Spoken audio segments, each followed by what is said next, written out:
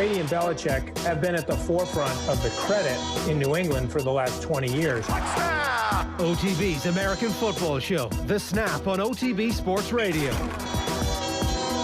And you're very welcome along to this week's edition of The Snap. The Snap, and indeed all of our American football coverage on OTB, is brought to you by the Aer Lingus College Football Classic. Now, obviously, like many sporting events, the 2020 game was postponed amidst the global pandemic, but 2021 now becomes the focus, and everybody's very hopeful that Illinois against Nebraska can go ahead at the Aviva Stadium around about this time next year. The very latest and up-to-date information on that ticket, and tickets will be available at collegefootballireland.com. Cian Fahey is with us this week. Cian, how are you? Very tired, Jar. I was up watching the best that the NBA has to offer last night and the best that the NFL has to offer last night. We got LeBron James, Anthony Davis, Ryan Fitzpatrick and Gardner Minshew. Yeah, so it's slightly imbalanced there in favour of the NBA? I found myself still flicking back to the Jaguars-Dolphins game. It was a weirdly interesting game. It was one of those funny games that you get with Ryan Fitzpatrick, where it's perfect for him. It's a battle between two completely irrelevant teams on a Thursday night that no one wants to watch, so he's an absolute superstar and has the game of his life. Is Gardner Minshew going to be a quarterback in the NFL this time next year? Yes, but he won't be starting, I don't think. Actually, he'll probably be in that role where he starts ahead of the rookie for the first couple of weeks. The one that Tyrod Taylor has pretty much taken over everywhere he's been lately. It was honestly like, it was the game that showed off why he's not going to make it. He has no process in the pocket. He runs himself into trouble and he just misses too many throws. The big changing point, well, it wasn't really a big changing point because they were so far behind anyway, but in the fourth quarter they had a fake screen or a fake quick out on the right side against a massive overhaul blitz, and he had a wide receiver, Keelan Cole, wide open down the end zone. Obviously there was pressure because of the blitz, but he missed a wide open throw he should have made. That would have made the final quarter a little bit interesting. But it was actually a really, really big game for the Dolphins. And it's always in week 3, when you find these teams that are at 0-2, there's a level of desperation that it's hard to account for coming into the week, that they desperately needed that game. But last week against the Bills, Brian Flores tried to do the old Patriots play designs, Patriots game plan, where plays press man coverage across the board, blitzes so his cornerbacks are out like crazy, and it got him absolutely destroyed. He changed it up this week and actually played a lot more zone, changed up the blitzes, changed up the coverages, and it really, really important for him for the long term, because if he was going to go down that road and just be Matt Patricia, he'd be in major trouble this time next year. Okay, but it turns out he is actually a good coach. Like, we have to give him a lot of credit for what happened last season when the organisation was trying to tank and he was still capable of pulling wins out of his ass.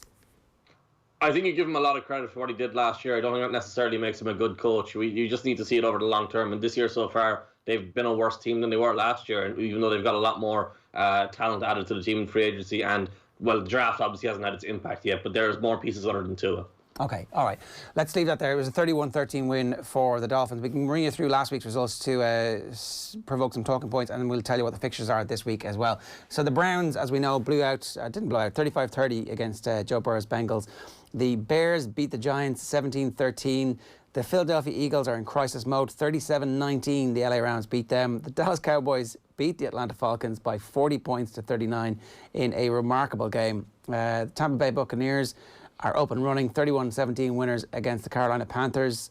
The Jets, they're not good. The San Francisco 49ers were really good until the entire team went down with ACLs.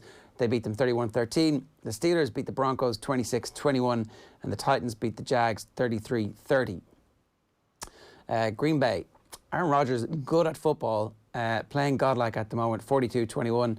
The Bills beat the Dolphins in that game that Cian's just been talking about, 31-28. The Vikings, they are not good at the moment and are pretty close to full-blown crisis as well. 28-11, Philip Rivers beat them last week. The Cardinals, well, Cian's pre-season pick of the Cardinals being the pick of the NFC West. They look brilliant at the moment. 30-15 winners against Washington. The Ravens 33, Houston 16. Kansas City Chiefs needed overtime to bring home a lot of people's bets. 23-20 against the Chargers. The Seahawks beat the Patriots in a cracker, 35-30. And the Raiders, this is getting interesting in Las Vegas, 34-24. They beat the New Orleans Saints. We should talk about John Gruden, because a lot of people assumed that sitting in the booth for a decade, picking up 10 million a year or whatever it was actually going to blunt his talents as a head coach. It's early yet, but are you giving him some credit? Oh, absolutely, especially because, actually, first I want to note it's very weird to say Las Vegas Raiders still, so I'm going to say Oakland over the coming weeks. It's just going to happen. It's the same with the Los Angeles Chargers after they became San Diego, or left to San Diego. John Gruden, I think you have to note as well that he had such a rough, tumultuous start with Antonio Brown, and how much of that was his fault, how much of that was Antonio Brown's fault, we'll never really know from the outside looking in, but Antonio Brown obviously had a little bit of history there as well. So he was brought into a situation where he had to manage a rough personality, and he lost his best receiver because of that, and they've had to completely adjust now without Antonio Brown, bringing in Henry Ruggs. But what's actually happened is Darren Waller, who they pulled from the Ravens practice squad, has become the focal point of the offense, and John Gruden has built his offense largely around Darren Waller, his passing game at least. Josh Jacobs, the running back, was a great pick in the draft. The only real issue you've had with this regime as a whole is who they've picked on the defensive side. Like Cleveland Farrell going in the top 5 of the draft was insane, and his production and his performances have reflected that. They got Max Crosby, who played well in that same class.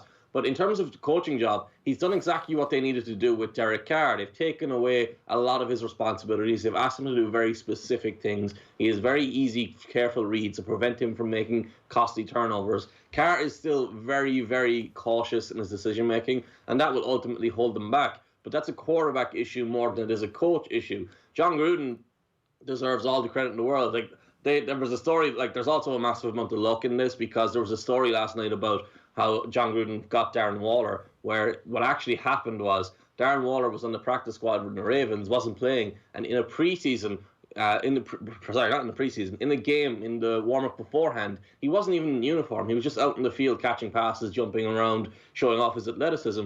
And Gruden said, "Oh, we'll take him. He looks better than anything we've got," which sounds brilliant. But in reality, like, are you really taking a guy based off what he did, not even in uniform? That's a very concerning process over the long term. That worked out in that scenario. And Waller himself has an incredible backstory where he's only recently sober. His career has been derailed a couple of times because he hasn't been able to get fully focused on football. And now for the last 2 years at least, he's been completely sober and fully focused. He's been outstanding. He had a huge game last week against the Saints and was at the fulcrum of that win against the Saints.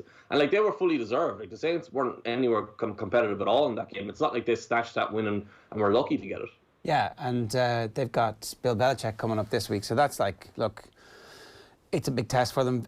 They are still relatively early on when it comes to team building. We've seen some teams be able to absolutely turn things around really quickly, but that tends to be a short-term burst. What they're trying to do is build around a nucleus of young players, hence trading away all of the assets that they had in Amari Cooper and Khalil Mack.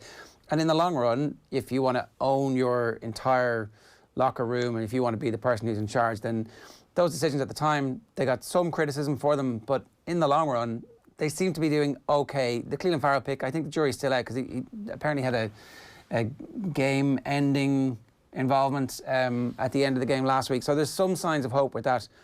Sure. I think what you mentioned there, like the fact that I didn't even think of Macro Cooper, and no one really talks about Macro Cooper.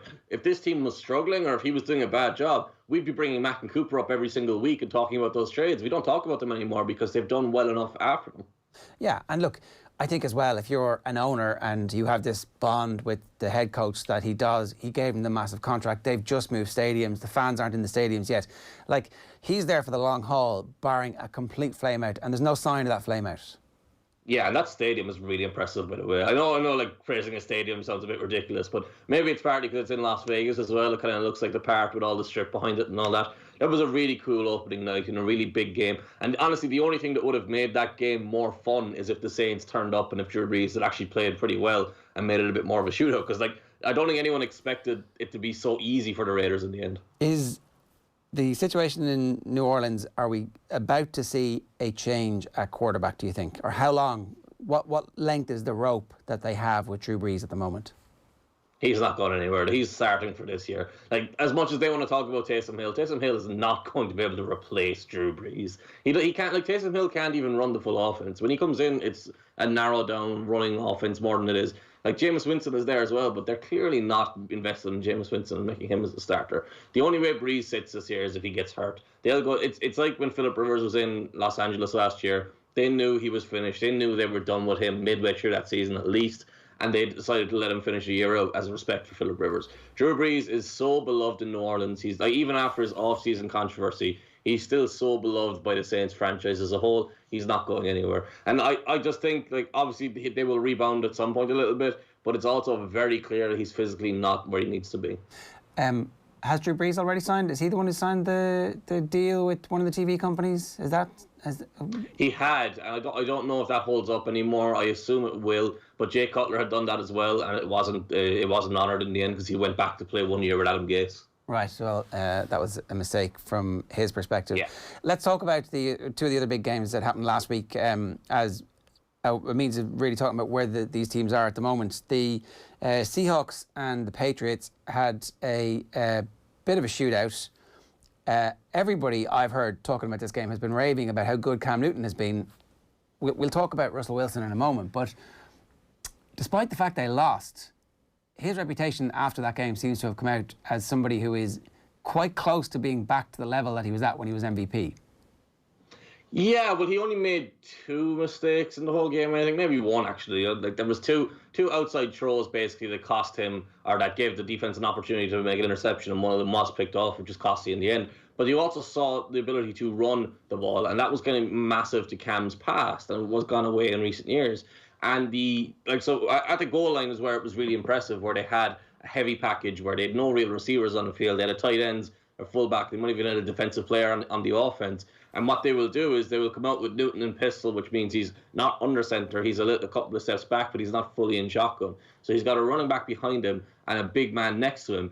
And what happens is they come out in that formation, they look at the lineup of the defense, and they go, there's 4 guys on that side, there's 5 guys on this side. Okay, we're going to run out to 4 guys. So they'll move the guy from next to Cam to the left side of the offense, move the running back into his spot, and then have them lead block for Newton. Newton becomes the running back, and it changes the numbers advantage. And this is why the Seahawks struggled with it so much. They stopped it in the last play of the game because the defensive back on the outside just made an outstanding play and read because he understood what was coming and broke into the backfield and blew it all up. But before that, actually, I came on here last week and I talked about week 1 and I said Newton looked like he was somewhat back. But I also talked about how it was a very specific passing game where they were using play action and throwing the ball between the linebackers and safeties in the middle of the field, which were easier throws. They started this game that way as well, although they didn't have the ball in the first quarter because of a turnover. But they started this game in a similar way where the offense was very cautious and not doing a huge amount. And then it opened up when they needed it to open up as the game went on. And you saw Newton make throws that he hasn't made for probably 3 years. There was one down the right sideline to Julian Edelman. There was another over the middle to Julian Edelman near the end zone. There was a couple to Demarier Bird on the outside and one on a post route. These are outstanding plays, and he looked like the guy who was the MVP, like we talked about. He's still not got that unholy arm strength that he used to have before, where he could throw the ball 10 seconds late and it would still arrive on time. He can't do that anymore, but he can do everything you need him to do as a passer now that he could do, that a normal quarterback can do. And when you've got Bill Belichick and Josh McDaniels designing those plays, that suddenly becomes very difficult to stop. But another aspect of it was, there was a stat this week that the Patriots left tackle hasn't given up a pressure all year. It's a bit of a nonsense stat because the Patriots left tackle has been beaten quite a few times this year. And what's happening is Newton is adjusting and moving within the pocket, and he's changing the point of attack all the time. So it's very difficult to rush the passer now. And that's actually a massive upgrade over what Brady was last year, because Brady can't move at all. So when Brady was in the pocket, the defense knew where it was trying to get to and where it was attacking. So you have this massively more dynamic offense that the Patriots have. And with Cam Newton, it feels like he's going to get more, or he's going to get better and better as the year goes on. And it feels like the Patriots are going to open up their offense more and more as the year goes on. So we were talking about best teams in the league earlier this week. And I think the Patriots and the Seahawks are both right there in the top 5 at this point. But I actually put the Patriots a little bit above the Seahawks, even though they lost that game. They lost it in Seattle. Obviously, there was no fans, but you still have to do the travel. And it was so close at the end. It feels like the Patriots are going to get better as the year goes on, where this is kind of what the Seahawks are. So I'm really excited about what they've got now. And again, it's another year of Bill Belichick and the Patriots probably running the AFC East. Cap room of $24 million this season. So if you're Belichick and you realise that Cam is going to be somebody who you can rely on, fitness assuming, do you start investing that money now and try and beef up some of the areas that you're struggling in? Like add a wide receiver, add some depth at either linebacker or I don't know where else they're weak. The various players who are taking the year off, you could definitely sign somebody on a year-long deal or a rental with a second or third round pick.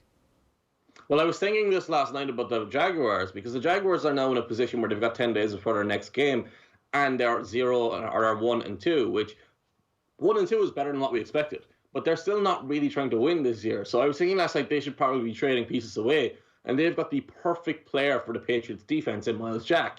Miles Jack is a veteran. He's not going to be around when the Jaguars are a quality team, but he can play this year or next year for the Patriots and be an outstanding contributor.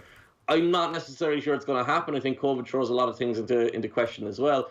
Ideally, they would have a better receiving core than they have. So I'm not sure there's anyone really out there. There's a little bit of talk about, hey, Antonio Brown is coming back after week 8.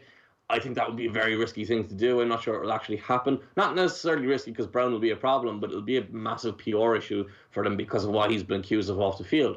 So I don't know what they're going to do. I think they could stand to add a wide receiver. They could stand to add another linebacker. They could even stand to add another pass rusher, because there was no pass rusher in Russell Wilson on Monday night. But overall, I'm not too concerned about whether they add anyone or not, because you've still got a high-quality secondary. You've still got an incredible offensive line in front of Cam Newton. And Demiere Byrd has played really, really well on the outside so far. I don't think that's going to stop, because he's always been consistent. He's never had this massively broad skill set, because he's a shorter receiver who's a speedster, but he's showing good routes. He's running well. He's catching the ball consistently. I think overall, I'm not really expecting them to struggle at all. N'Keal Harry should get better as the year goes on. They have young tight ends there who haven't really made an impact yet, so they might come in the more the season goes on as well. I'd be really excited about the Patriots. At this point, I think you've got the Ravens, the Chiefs, and then the Patriots are right there as that third team in the league, especially because the 49ers have been blown to pieces. Okay, what about Russell Wilson, though? This is the year that he's been paid the superstar contract again properly, and he has asked for the freedom to do what he wants to do. He has backed himself publicly. He's banging on about how amazing he is. I mean, I've never been Russell Wilson's biggest fan, but he is very, very, very good at football. He's accurate on 53 of 59 passes this year, which is 90%. It's pretty good, especially when you're pushing the ball downfield all the time. His relationship with DK Metcalf has just been unprecedented, really. Like, Metcalf came out of college as a guy who couldn't run routes, but was his physical freak, and we saw what he did to Stephon Gilmore on Sunday night. And Gilmore kind of got a lot of abuse and he got beaten for big plays, and Metcalf roasted him and all this. So I really want to go back and look at that. And it wasn't really that Gilmore got roasted. Metcalf was in tight coverage, and Gilmore played him really well. And Metcalf's running these really good routes. And then the balls being thrown are just perfectly timed and perfectly accurate. Wilson's accuracy has always been incredible. Where he's got himself in trouble is he's made missed reads from the pocket, or his timing has been off, or he's taking too many sacks, and that's not happening anymore. His offensive line has been a little bit better as well. That's improved to the point that he's got more time and space in the pocket. He's just thriving. He's making incredibly good decisions. He's always being efficient. He's extending plays as he's always done before. He's in that perfect prime of his career right now, where his age and his skill set match, so his experience and his skill set match. And I think the Seahawks have done an incredible job of building around him. Chris Carson caught a touchdown pass the other night.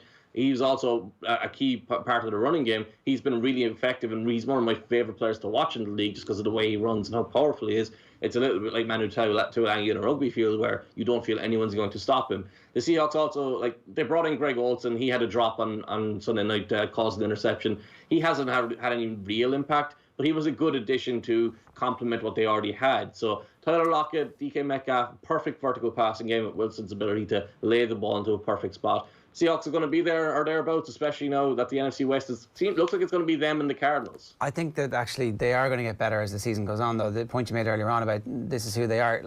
They have one of the great defensive minds coaching them, and surely that team will actually get better defensively as the season goes on too.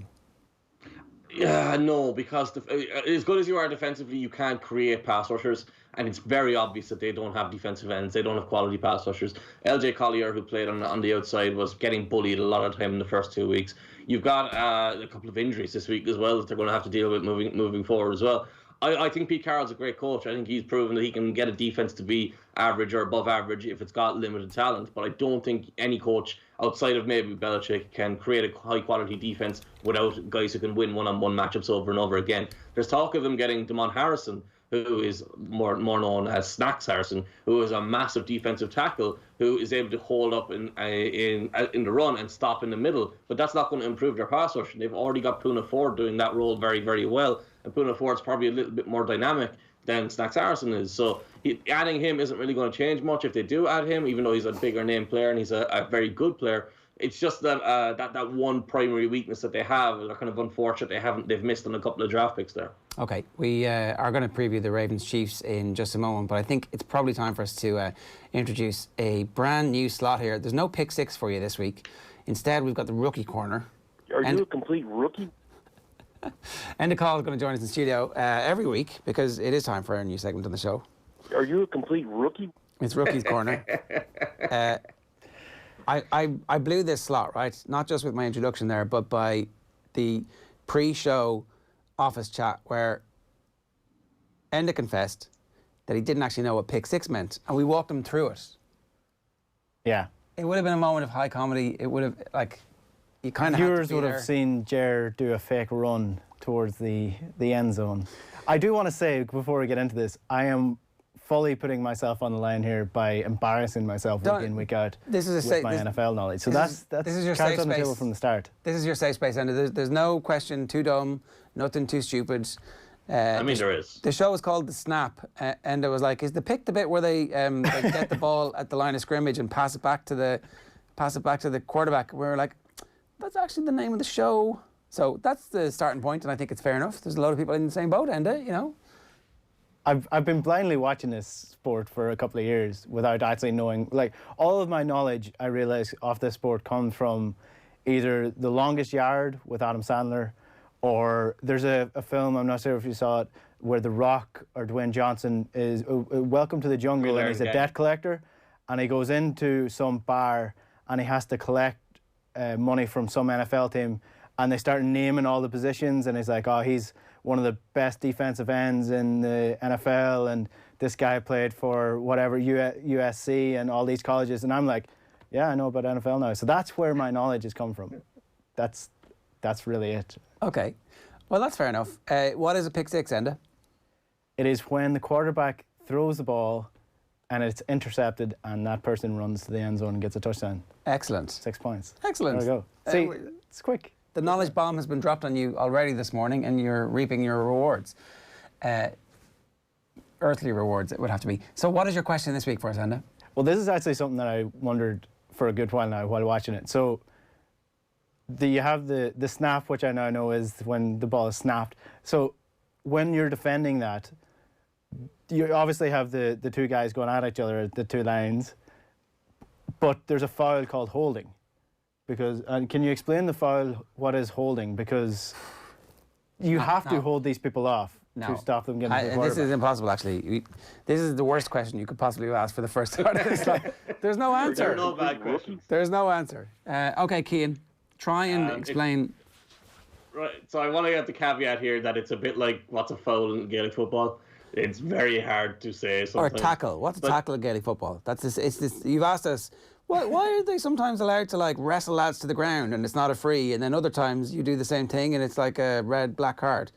So, good question. So there's offensive holding and there's defensive holding. What you're asking about is offensive holding, which is the offensive linemen, which are the big, massive dudes who one of them snaps the ball at the start who are in front of the quarterback. They never touch the ball, but they can make $300 million in their career because of how important they are. So the key of it is like you have to have your hands on the guy you're blocking to stop him from getting to the quarterback, but you're not allowed to grab anything. You're not allowed to hold him back. You're not allowed, like if you see a guy hanging off someone like a cape, that's holding. If you see someone, like if a defensive line comes past you, so he's shoulder to shoulder with you, and you have your arm, you stick your arm out and you're holding him up, and you see the two guys together, and for some reason the guy is next to him, but he's still stopping him from getting to the quarterback, that's going to be holding. So what actually ends up happening is you teach your offensive linemen to put their hands on the inside in the chest plate, because in the chest plate the officials can't see anything, so you've got him in the middle. So if you're holding him inside, they can't see it. If you're holding him on his outside shoulder up top, the officials can see it, and that's why they call holding. So you'll often see holding when the quarterback runs from left or to the left or to the right, because when he does that, the guys are holding him on the inside, and the guy, suddenly the defender he's holding starts to run that way, and you're still holding him. So you turn this way, and suddenly the jersey is stretching, and the officials can see it. So there's also different elements to it. Like, you can't tackle guys, which I've seen happen a couple of times this year. In week 1, they didn't call it at all for some reason, and everyone was allowed to do whatever the hell they wanted to do. But in essence, what it means is you have to stay in front of a defensive lineman without grabbing him and pulling him back or stopping him in a way that's not part of your body. You can't really use your limbs to hold a guy up or stop him, but you still have to engage and touch him with your hands. That's kind of like if you do football. that, you can't do that. Yeah, that's kind of like Gaelic football. I mean, you can't In the sense it grab makes no someone sense. around the shoulders or grab their jersey, but you can push them back. And you can punch, can't you? You can Like, pretty you can much go do like whatever that. else you want. Yeah. So like the ability to use that's why the squats are very important for those guys. That they can So you can break one of people's the- ribs. But I had a Gaelic football manager actually that taught us to tackle like that used to almost break your ribs when he was demonstrating how you tackle a man. It's like he always just battered you in the chest. No, he was a good football manager, and it's the best way, Too late, best Enda, you training I've ever had. Too late, Enda. Too late. All he heard was like, oh. I didn't name. I've played for a couple of teams. He so I knows. didn't He name- knows who he I is, didn't though. know. Ah, he does. Yeah, Well, he does. I had a football manager who played the speech by inches from any given Sunday before one of our games once. So I think that's a better American football link. We had an Armagh nostalgia piece from their All Ireland win, and they played the speech from any given Sunday on the bus on the way to Croke Park for the All Ireland win. All I remember is trying to not laugh because everyone else was quite really into it. But another aspect of that is when you talk about left tackles and they talk about the get off at the snap. Explain who the left tackle is there quickly.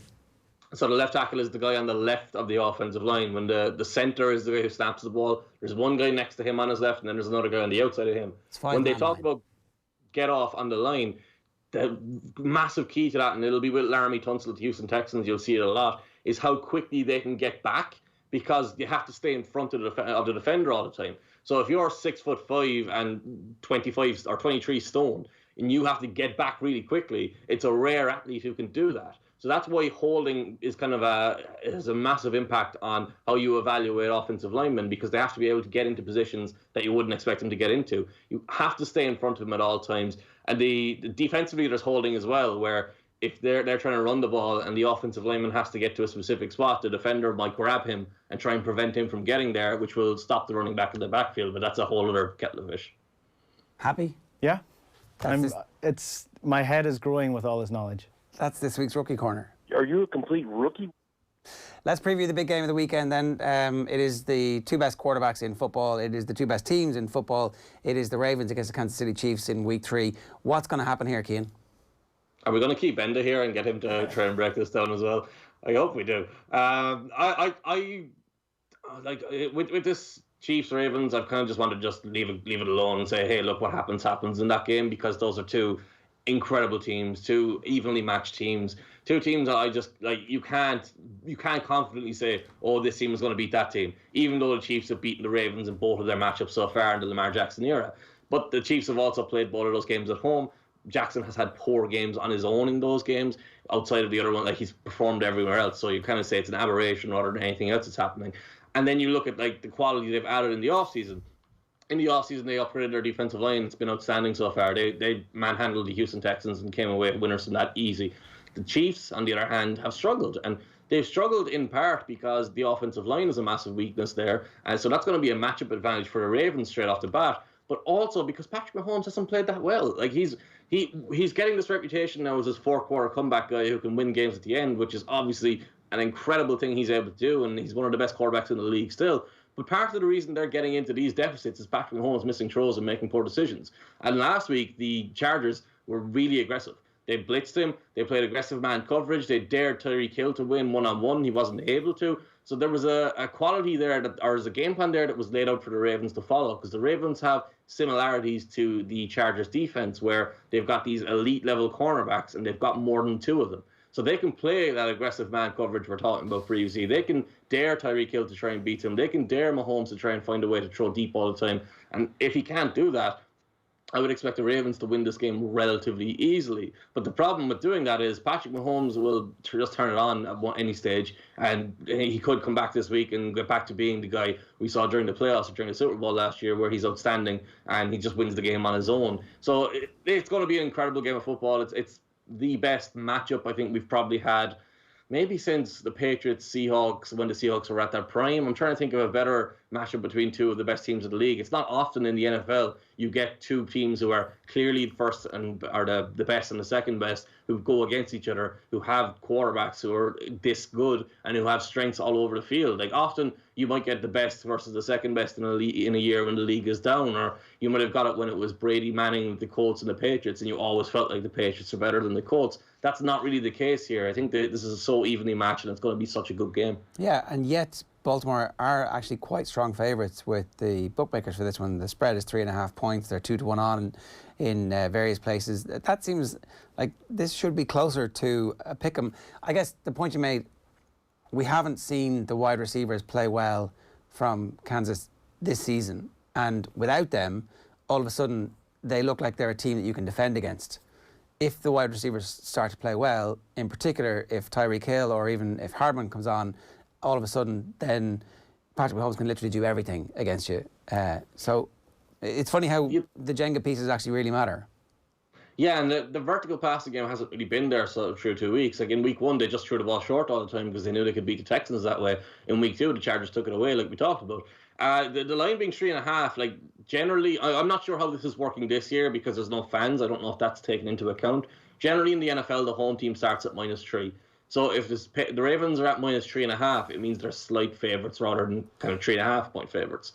But I also think, like, what you're saying there in terms of Mecole Hardman coming in, that would be huge because Demarcus Robinson, as good as he is and how much he can be effective in his role, he's not got that level of explosiveness that Mecole Hardman has. And Hardman's been suspiciously quiet. Like, we expected him to kick on this year, and he was supposed to be pushing Sammy Watkins. I never really expected that because I think Sammy Watkins is much better than people give him credit for. But he should have been the clear fourth option behind Tyreek Hill, Travis Kelce, Sammy Watkins, and then him. Like, Clyde Edwards-Helaire has been really good, so he's obviously going to take his portion of the offense as well. But it does feel a little bit concerning is the wrong word. They're still 2-0. They have struggled a little bit in the second game, but they're still reigning Super Bowl champions. They still have a huge amount of talent. But it's concerning when you have certain expectations for them to take a step forward. I'm not sure they're going to take a step forward this year as much as stays at the level they were last year, which might still be enough to win a Super Bowl. Okay, let's run through the fixtures for this week. Some final few talking points that we need to get to. It's the Dolphins at the Jags. We know the Dolphins have beaten the Jags 31-13. It's Washington at the Browns, the Raiders at the Patriots. It's a great game for the 6 o'clock kickoffs on Sunday evening. The Rams at the Bills is also 2-0 teams. The Tennessee Titans at the Minnesota Vikings. If Tennessee can beat Minnesota, then it is a full-blown crisis for Minnesota, and they are who we thought they were at the start of the season. The 49ers going back to the scene of the crime last week against the Giants this week. The Bengals at the Eagles, an opportunity for Joe Burrow again to send Philadelphia into a tailspin. The Bears at the Falcons. We'll talk about the Falcons and Dallas in a moment. Houston at the Steelers. A bit of a crisis for Houston brewing as well. They're 0-2.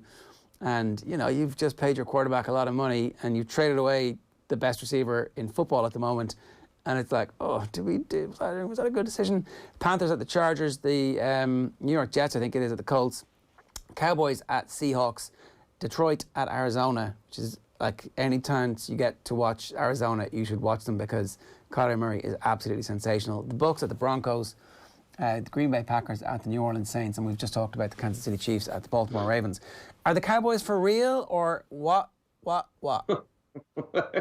anything about that game real? That was like, we've seen some bizarre things in this sport, and it's why I hate the win probability graph that always comes up, because it's sports, this is what happens. Sometimes you can get crazy comebacks, and that one was as crazy as anything we've ever seen, and the poor Falcons had to be at the wrong end of it once again. Greg Zuerlein not only had the great onside kick, but had a great field goal to win the game at the end. CeeDee Lamb had a huge impact in the game, caught that pass at the end to set up the field goal, and is also already proven to be a major mismatch for oppositions, or for the opponent. Where are the Cowboys at overall?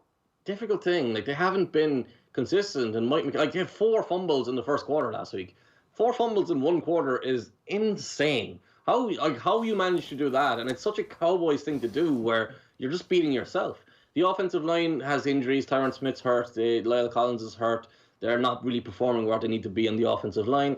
Dak has been all right. He's been solid, not at his best, not at his worst. He's kind of been, I know Bob Sturm is describing as a thermometer where he plays to the level of his opponent all the time too often, which is maybe a fair criticism. I'm not sure about it myself.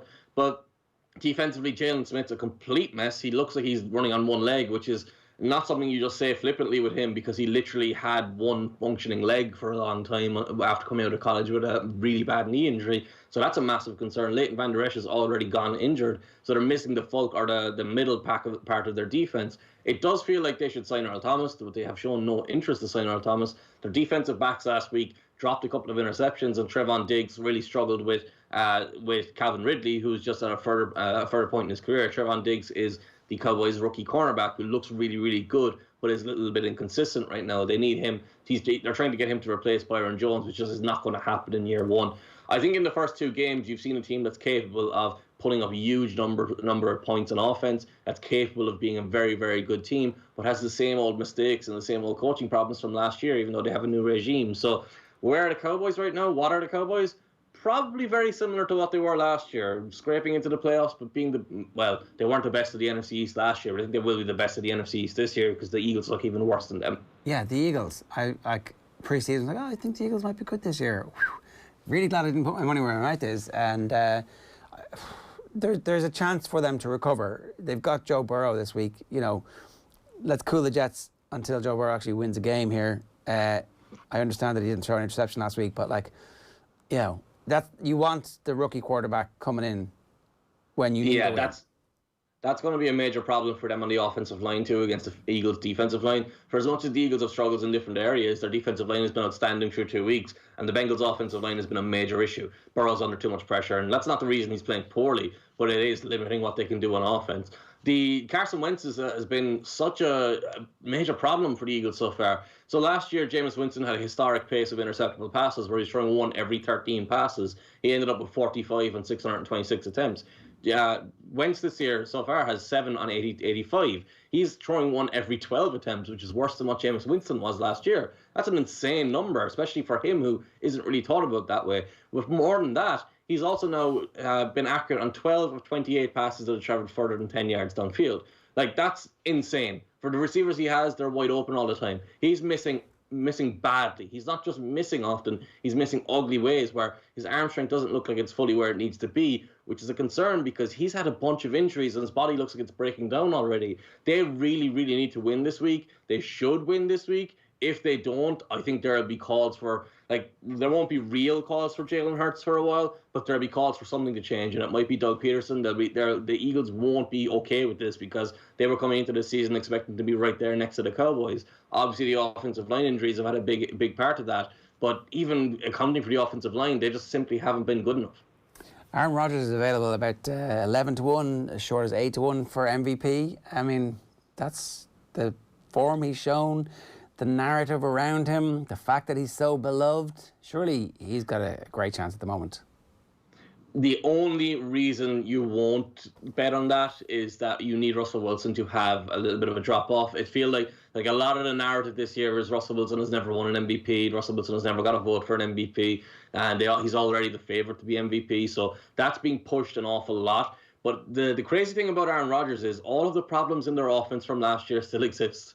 They are dropping so many passes, and he is just making incredible throws. One of his throws this week to Marcus Valdes-Scantling down the right sideline was against a blitz up the middle that was just barely picked up, which meant he had to throw the ball while moving backwards from the far hash, dropping it perfectly over his receiver's shoulder on the outside sideline, which meant the ball was thrown about 60 yards in the air for a 40-yard gain, and it was perfect. The timing of it, the placement of it, it's just ridiculous how well he's throwing the ball right now. And even for Aaron Rodgers, you sit back and you look at it and you go, oh yeah, he's always been this guy, but suddenly he's this guy every single snap. Suddenly he's not missing any throws, and suddenly he's making throws that are supposed to be in his highlight reel that are in every single drive of the game. He's throwing the ball to Alan Lazard, Marcus Valdes-Scantling. Devontae Adams got injured. You've got tight ends there, Jay Sternberger, who had 2 drops that were wide open for big plays. One of those is actually marked off for an offensive holding penalty. Now Enda understands what I'm talking about when I say that. But he's so many drops there that the Packers are still limited. But if Rodgers plays like this, it might not matter. And the biggest benefactor of all the 49ers injuries is the Packers. because the 49ers are the one team in the league that could go to the Packers and just say, we're going to overwhelm you everywhere, to the point that what Aaron Rodgers does not even matter. But without Nick Bosa, without Solomon Thomas, without, well, Jimmy Garoppolo less so, but without all of the injuries that they have, and like Raheem Mostert dealing with being hurt as well, without all of those pieces, and George Kittle, how did I forget George Kittle? Suddenly, there's an actual leveling out process there where the 49ers and the Packers are on somewhat of the same page. And you've got either Nick Mullins or Jimmy Garoppolo going against this version of Aaron Rodgers. That's a big change. Well, it is totally different. And remember, only one team in both conferences gets a first-round bye this year. So the first-round bye is going to be very important.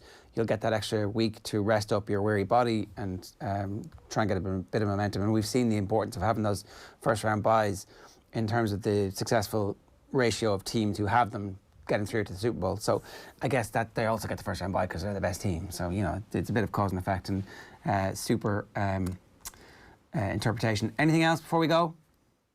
No, just like the quality of football's been really good this year. And like red zone, they're stacking red zone kind of, it feels like for us a little bit, because red zone's getting 10 games at 6 o'clock most weeks, which means there's action constantly going. But even if you like take out the drama elements and the excitement elements of it, the quality of football this year has been quite high. So if you're really kind of diving a little bit further into the NFL because we can't go to the pub and stuff like that, it's a great year for it. Yeah, 100%. Cian, good stuff. Thanks a million for joining us as ever.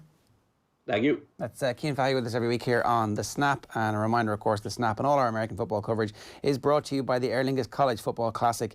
Check out collegefootballireland.com for all the details about next year's game, Illinois against Nebraska. And we're all very hopeful that that one will be able to go ahead. See you next week. OTB's American Football Show, The Snap.